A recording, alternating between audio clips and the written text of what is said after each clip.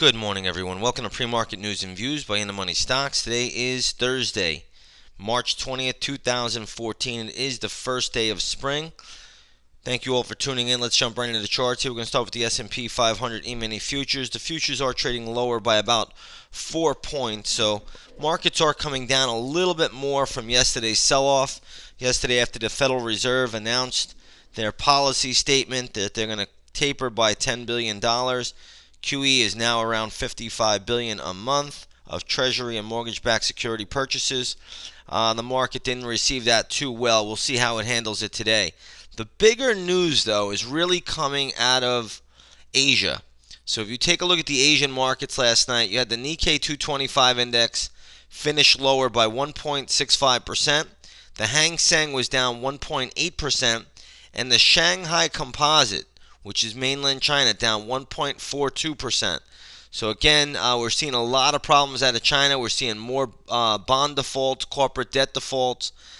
This theme looks like it's going to continue out of China, and this should be somewhat worrisome. So again, we're starting to see more and more corporate defaults take place in China, and we'll see if that starts to affect the U.S. markets. So far, really, it has not. But it ultimately can. So that's something that I think traders are going to want to be aware of. They may wake up this morning and say, hey, something's going on in the Shanghai Composite here. This is not a sign of healthiness. I don't know how long the U.S. markets just keep printing money and keep going higher. So again, that's something that we're going to have to watch for, and we'll see if it does affect the markets going forward. But last night, the Shanghai Composite finishing down 1.42%. The Nikkei 225, not a pretty picture either. That was down 239 points, 1.65%. So there's some big time problems going on in Asia right now. As far as Europe is concerned, you have the German DAX down about 0.6%. The FTSE 100, which is England, the London market right now is trading down 1%. So we're down a little bit there as well. Right now, the U.S. markets aren't down that bad, only down 4.25 points on the S&P 500 E-mini contract, but we'll see how that plays out going forward. Let's get into some stocks here that are in the news today. We're going to start off with the first one, which is a retailer Guess Jeans, or Guess Inc. as it's called. Stock closed at $28.76. Right now it's trading at $27.05, so decent little dip there. The stock has some support, I'm going to say around the 27 area, but if it breaks through there, we're going to have to look a lot lower. I will have a couple of gap levels for this one in the chat room, and they'll be posted at 9 o'clock in the morning. So if you want those, come over to the chat room. Next one we're going to look at here is X1. This is a 3D printing stock. Right now the stock is trading at $38.89. It closed at $43.75. So that's a big time drop. We'll see if this can hold around this 38.50 level, but I really, there's not a lot of data for this stock. It debuted in the public market on, I believe, around February 2013, so there's really not much left to it.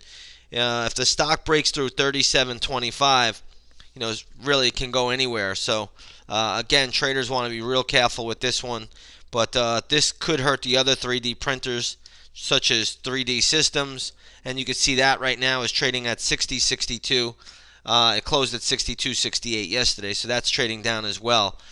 So be very careful in the 3D printing space today. They are showing early weakness. Another group of stocks that are showing early weakness is the coal stocks.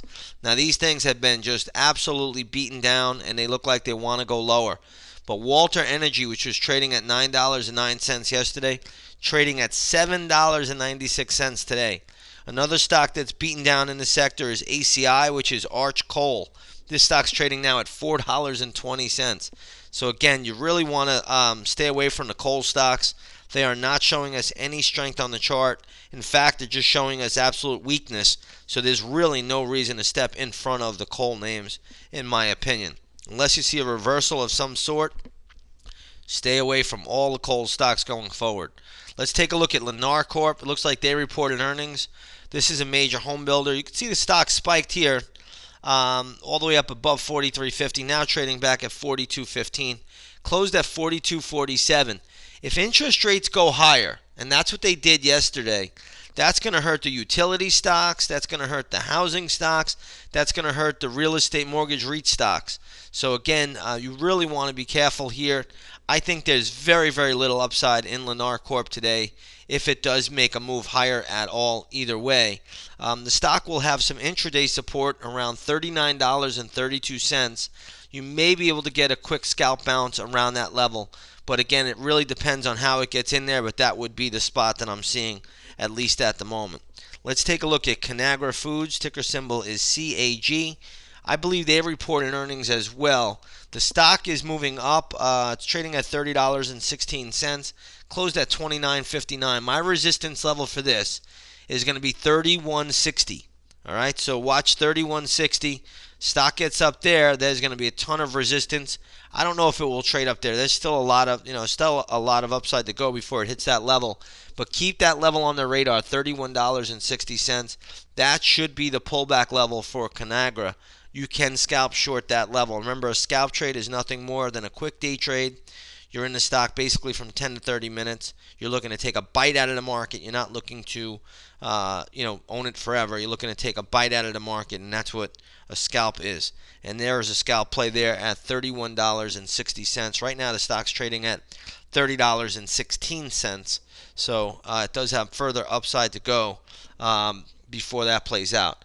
Now, we got to go to the gold market today. Gold is getting hit pretty sharply today. Right now, gold is down about $15. It was down a little bit more to around $13.25.60.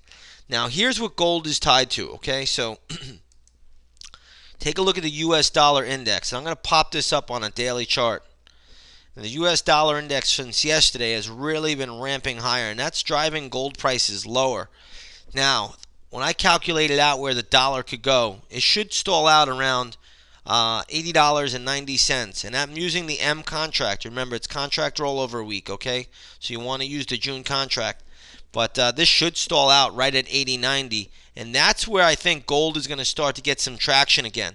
So this could trade up to this line, and once this starts to pull back down from this level, okay, you can see here, once this starts to sell off again, gold should start to gain some traction. Right now, if you take a look at the GLD, and that's what we'll look at now because that's a proxy for gold, you're going to see that's trading at 128.09. So we've had a pretty dramatic pullback. It can still go lower. So remember, gold can still go lower. The GLD can actually push back further, pull back further. So be aware of that. But it really has to do with the dollar chart, and the dollar chart is really going to tell us when gold is going to make its move back to the upside. I ultimately believe it will go higher in the long run, but in the short run, it is pulling back at the moment. All right, let's switch gears a little bit here, and we're going to go to oil. Light sweet crude today is trading lower by 64 cents to $98.51 a barrel. So let's go to the USO, which should be trading lower as well. And you'll see that the USO, let's just get this up here, is trading at $35.50. Now, USO closed at $35.71. If it sells off, watch the $34.48 level.